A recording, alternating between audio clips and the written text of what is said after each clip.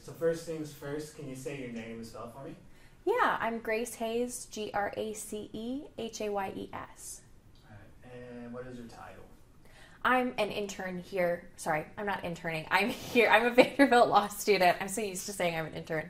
I'm a Vanderbilt law student. I'm here on my pro bono spring break trip. All right. So kind of tell me what's all going on here today.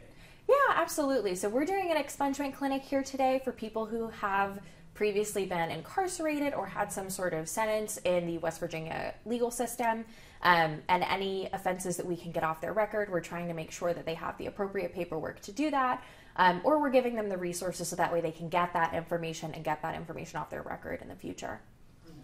And how beneficial is it, to have these clinics for anyone who's been going through this problem or problems? Oh, incredibly beneficial. One of the things that we've done on this pro bono spring break trip is learn about what the expungement process is like and figure out what sort of mechanics are involved. And as someone who is in law school, it is incredibly complex and hard to understand. I can't imagine going through this process as someone who has never had any sort of legal education.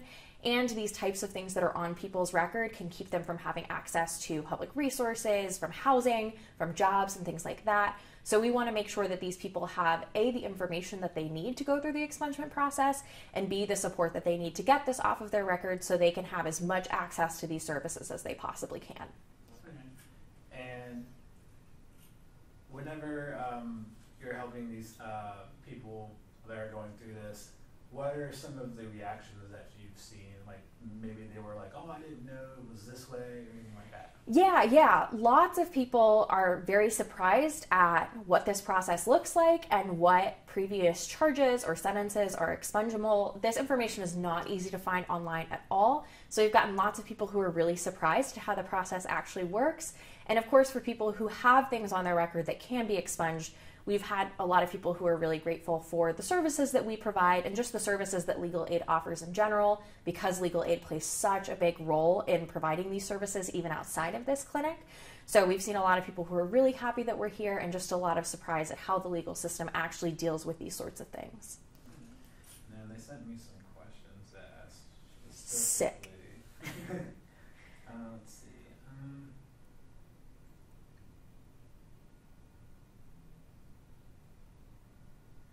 So, if they miss this clinic,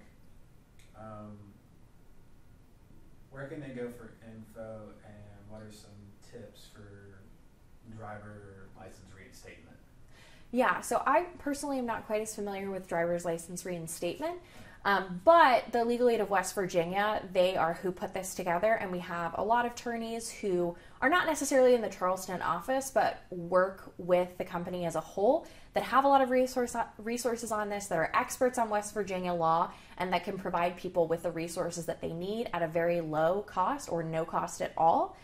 So that way these people can get this information off of their record. That would be the best resource here. We do have people who aren't affiliated with legal aid, but generally those people can be accessed through legal aid services. So if anyone wants any of this information, contacting Legal Aid West Virginia would be the best way to go.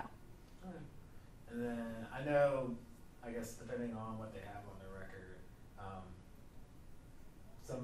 if they're wanting to get back in the workforce, some employers may look at the record and be like, oh, it's like I don't want to hire this person. Kind of helping them, get back into society and making them feel like they're wanted again.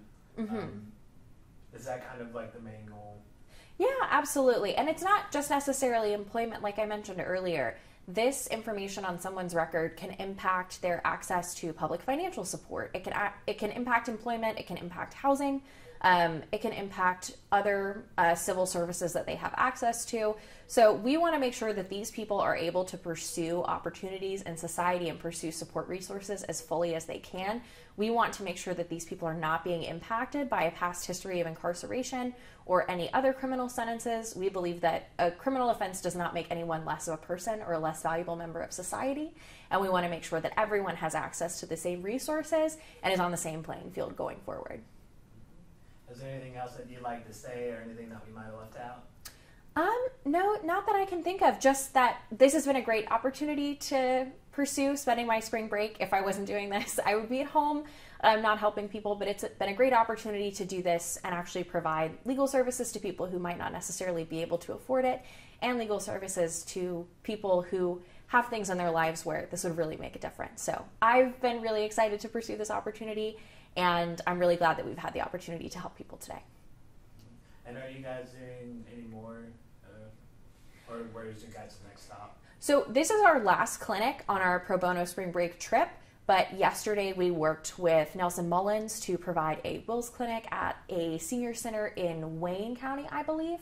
And so we got to provide them with medical power of attorney forms and look over their wills, which was a really awesome opportunity. I had never done any work with wills before, so it was super exciting. And then last night we did a name change clinic in Kanawha County, which was really rewarding, especially the name change process is a lot like the expungement process, where there's a ton of information that people wouldn't necessarily have access to, and it can be really intimidating, especially when dealing with trying to figure out where to get the paperwork and how to file things with the court and what sort of fees are associated with that. And so it was really rewarding to help provide people with those resources and give them support going forward, so that way they can get their name changed for whatever reason that they might want to do so. All right. Yes, you do. Okay, perfect. Thank you.